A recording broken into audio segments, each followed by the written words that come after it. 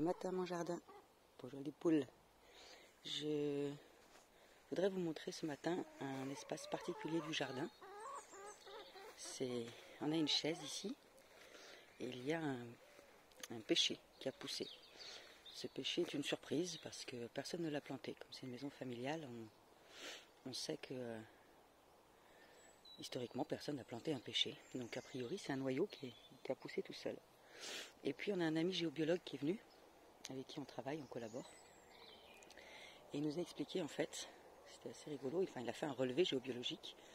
Et je vous montre, vous voyez ce bel arbre là derrière, qui est un vieux poirier. Il est sur un axe qui justement passe par ce pêcher.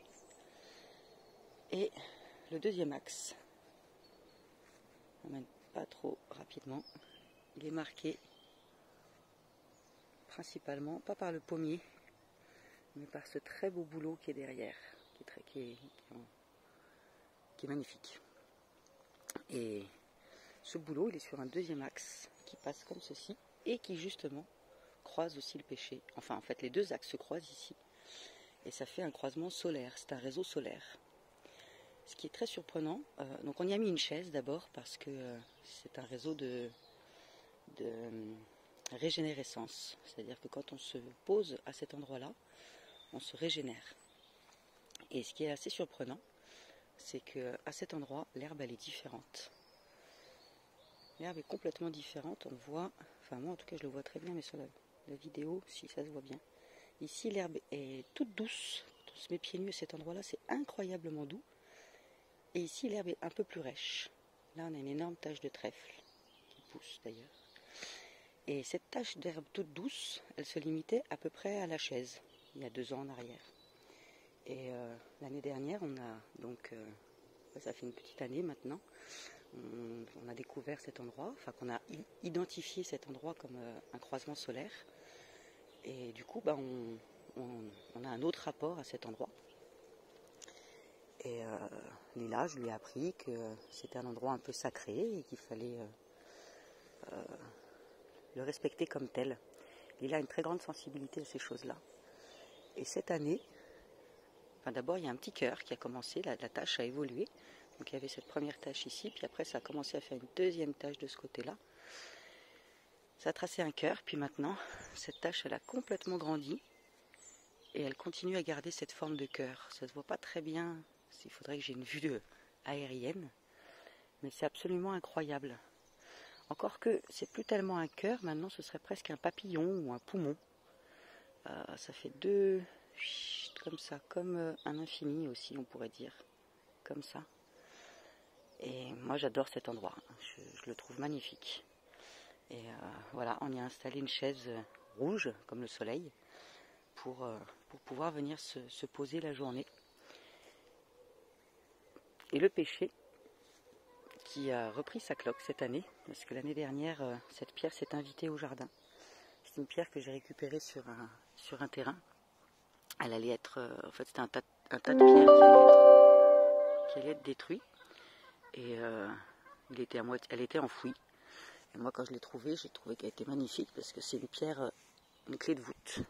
Elle est taillée. Et qui plus est, elle a ce coquillage incrusté, ce fossile. Donc je l'ai vraiment trouvé magnifique. Je l'ai ramené au jardin. J'ai pris quelques jours avant de lui trouver sa place. Puis d'un seul coup, c'est comme si elle m'avait dit où elle devait être. Je savais où je devais la mettre. Je l'ai mise au pêcher, au pied du pêcher. Et je ne savais pas encore à ce moment-là qu'il y avait le réseau solaire à cet endroit. Et dans les 24 heures qui ont suivi, le pêcher a été soigné de sa cloque. Donc l'année dernière, il n'avait plus de cloque. Mais cette année, visiblement, la pierre ne suffit plus. Il a quand même la cloque. Mais il n'en souffre pas tellement. Et il a une quantité de pêche absolument incroyable. Regardez. Donc c'est vraiment un pêcher qui est parti d'un noyau, qui s'est planté tout seul. Et alors si, on les a goûtés il y a 2 ans. Il y a eu 2 pêches. Donc on en a mangé 2. Une pure merveille.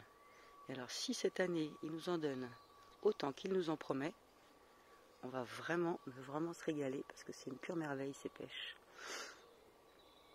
Voilà, ça c'est une belle histoire du jardin. Et il semblerait que... Oh Alors ça, c'est une belle surprise. Je viens pas tous les jours dans tous les coins du jardin.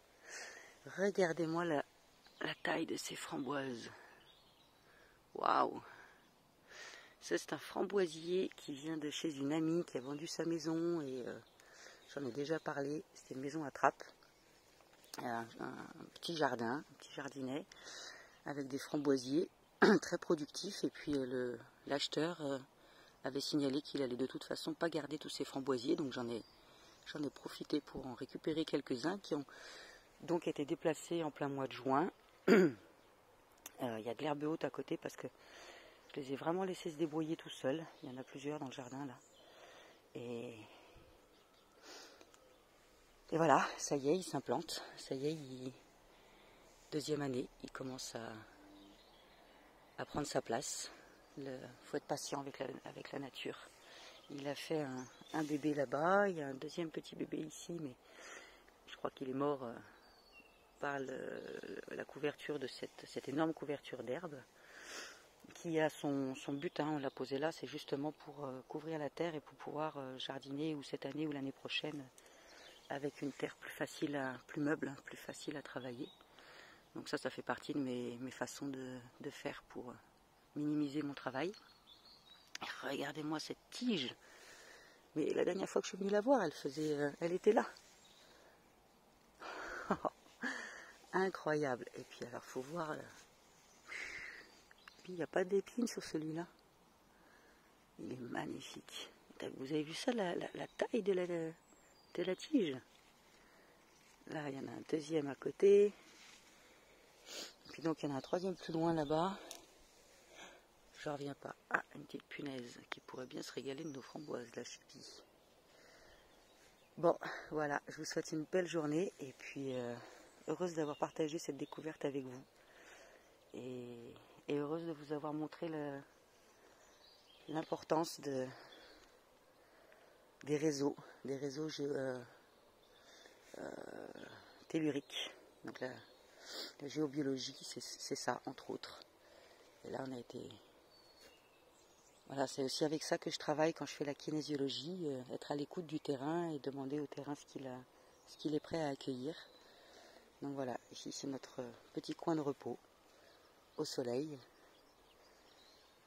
Et on peut se régénérer quand on est un peu fatigué, qu'on a trop travaillé, on se pose ici. Et en quelques minutes, on se sent bien pour repartir au boulot. Les deux pieds dans la terre, on se met pieds nus, les deux pieds dans la terre, dans l'herbe. Et sur ce, je vous souhaite une belle journée. À demain. Ciao.